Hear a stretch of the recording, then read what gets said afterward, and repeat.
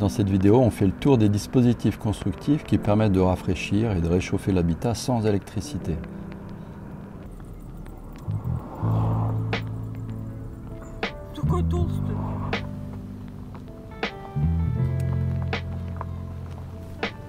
Si vous comptez, comme nous, autoconstruire une maison saine, durable, autonome et économique, alors cette vidéo devrait vous intéresser.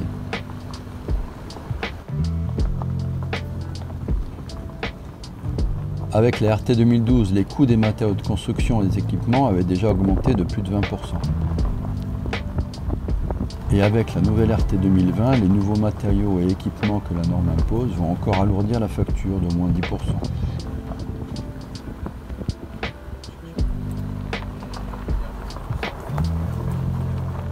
À l'achat, puisque les nouveaux équipements sont plus technologiques et plus coûteux, et à l'usage, puisque ces nouveaux équipements technologiques demandent des qualifications spécifiques pour leur entretien.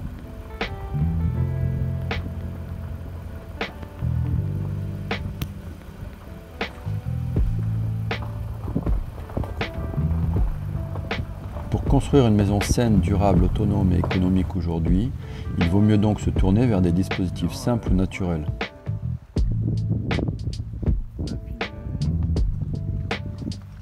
Les dispositifs constructifs utilisés pour rafraîchir l'habitat sont assez nombreux. Dans les pays chauds, la géothermie est utilisée depuis longtemps pour rafraîchir l'habitat.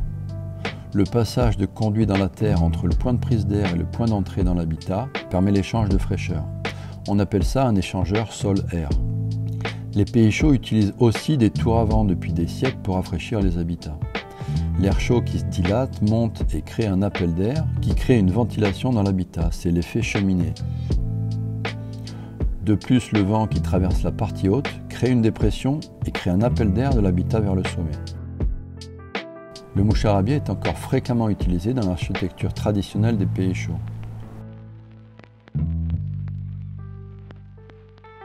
Mais c'est aussi un dispositif qui assure une ventilation naturelle. La réduction de surface produite par le maillage du mouchard à biais accélère le passage du vent et réduit sa température.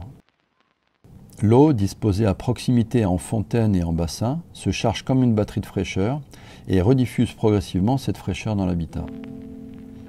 Disposée dans des bassins peu profonds, l'eau s'évapore et en s'évaporant, l'eau absorbe de la chaleur pour passer à l'état gazeux et rafraîchit l'air ambiant.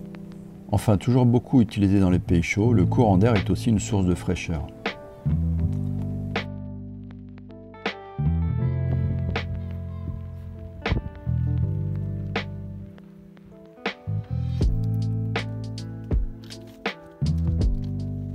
Les dispositifs pour réchauffer l'habitat sont moins nombreux. On peut aussi utiliser la géothermie. En hiver, la température du sol est autour de 13 degrés, à un peu moins d'1 mètre de profondeur. Si le mur est enterré et que la température de l'air est inférieure à la température du sol, alors le sol transmet de la chaleur à l'habitat.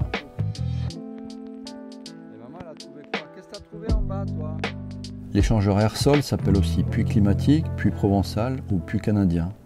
Dans des zones climatiques chaudes, il rafraîchit l'habitat. Dans des zones plus froides, l'échangeur récupère la chaleur du sol et réchauffe l'air de l'habitat. De même, si le mur a une forte inertie et s'il est soumis à un rayonnement solaire suffisant, il peut restituer de la chaleur. Mais c'est souvent peu le cas dans la région froide où le soleil est soit peu présent, soit trop bas dans le ciel. Pour intensifier la captation du rayonnement solaire, on peut utiliser des matériaux de couleur sombre. Et en ajoutant une paroi translucide, on peut réaliser un mur solaire. La couleur sombre du mur capte le rayonnement solaire, la paroi translucide bloque la convection. Le mur se charge en chaleur et peut restituer cette chaleur dans l'habitat lorsque les températures baissent. On peut fabriquer sur ce même principe des chauffeurs solaires ou des chauffe-eau solaires. En ajoutant un espace entre la paroi et le mur, on peut créer un mur trombe. L'air dans le compartiment monte rapidement en température. En s'échauffant, il s'élève par convection et est rejeté par le haut.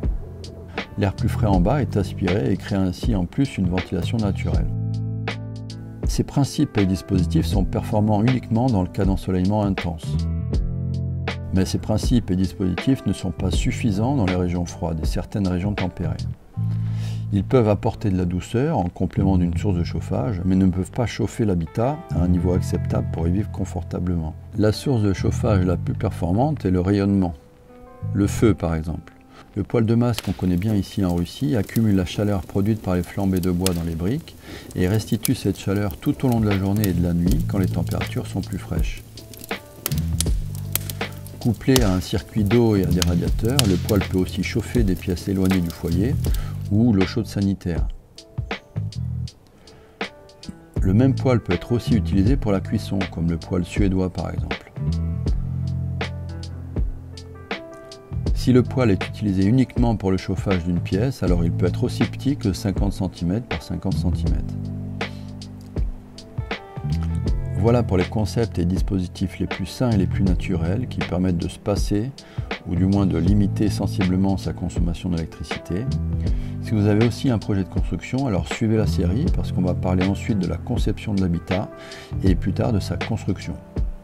Si vous êtes du métier ou que vous connaissez quelqu'un du métier, alors faites-vous connaître, je prendrai bien quelques conseils dans certains domaines.